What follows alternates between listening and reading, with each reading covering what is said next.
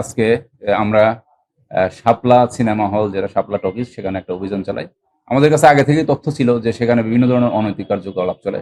বিশেষ করে স্কুল কলেজের মেয়েরা বা ছেলেরা এখানে আসে এবং তারা বিভিন্ন অসামাজিক কার্যকলাপে রত থাকে।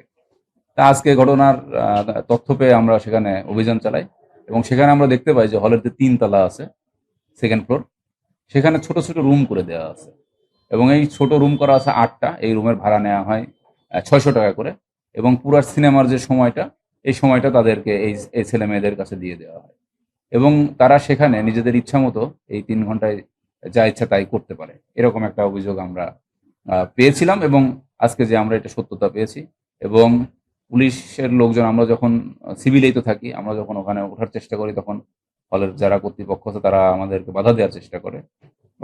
তাদের বাধা অতিক্রম করে আমরা যাই এবং সেখানে আমরা হাতে নাতে মানে অবসিন অবস্থায় অনেককেই পাই। তা তাৎক্ষণিকভাবে আমরা তাদেরকে অ্যারেস্ট করি, আটক করে নিয়ে এসেছি। এদের মধ্যে স্কুল কলেজের ছাত্রীও আছে, অনেকে মাইনরও আছে। তা আমরা ১৯টা মেয়েকে পেয়েছি তারা সেখানে এই অবস্থায় ছিল এবং ১৬টা ছেলেকেও পেয়েছি। এরা সবাই কাপল অবস্থায় ছিল, জোড়ায় জোড়ায় ছিল।